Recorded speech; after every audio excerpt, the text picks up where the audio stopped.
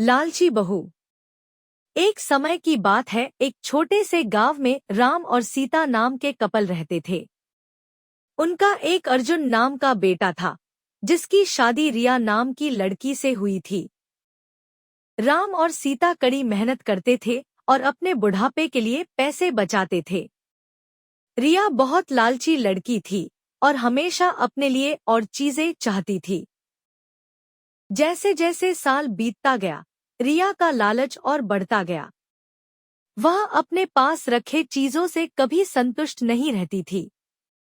वह हमेशा अपने सास ससुर से महंगे तोहफे मांगा करती थी और उनके बचाए हुए पैसों में से भी कुछ हिस्सा अपने लिए मांगती थी।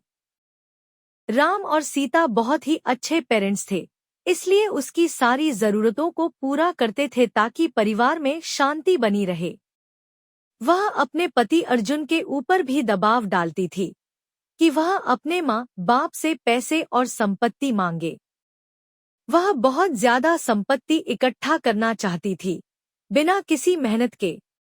एक दिन राम और सीता ने यह फैसला लिया कि वह रिया को सबक सिखाएंगे। वह उसे बुलाते हैं और बोलते हैं कि बेटा, हमें तुमसे कुछ जरूरी बातें करनी है।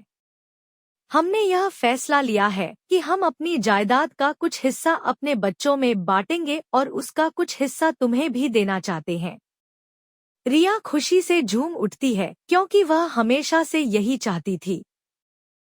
लेकिन राम और सीता के मन में कुछ और ही चल रहा था। उन्होंने एक पत्थरों से भरा हुआ बैग उसे दे दिया और बोला, बेटी, यह तुम्हारे हिस्से की संपत्ति है। रिया उस बैग को देखकर गुस्सा हो गई। उसने उस पत्थर से भरे हुए बैग को जमीन पर फेंका और जोर से चिल्लाते हुए बोली कि मेरी मजाक उड़ाने की तुम्हारी हिम्मत कैसे हुई? मुझे पैसे चाहिए, ये पत्थर नहीं। राम और सीता ने शांत तरीके से उसे समझाया और बोले, रिया, सच्ची संपत्ति सिर्फ पैसे और चीजों के बारे में नहीं है। यह प्यार, दया और जो कुछ भी तुम्हारे पास है उसके लिए आभारी होने के बारे में है।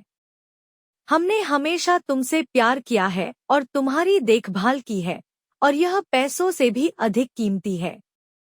रिया को एहसास हुआ कि वह लालच में कितनी अंधी हो गई थी। उसको अपने किए गए बर्ताव के लिए पछतावा होने लगता है। उसने अपने सास और ससुर से माफी मांगी और अपने तरीके बदलने का वादा किया। उस दिन के बाद से उसमें बदलाव आया और वह एक अच्छी बहू बन गई। रिया के बदलाव की बात पूरे गांव में फैल गई और सभी ने एक बेहतर इंसान बनने के लिए उसकी प्रशंसा की। रिया अपने परिवार का ख्याल रखते हुए और उनके बीच मिले प्यार के लिए आभारी होकर हमेशा खुश रहने लगी। सच्चा धन प्यार, दया और जो हमारे पास है उसके लिए आभारी होने से आता है, न कि हमेशा और अधिक चीजों की चाह रखने से। धन्यवाद। प्लीज लाइक और सब्सक्राइब करें। आपका दिन शुभ हो।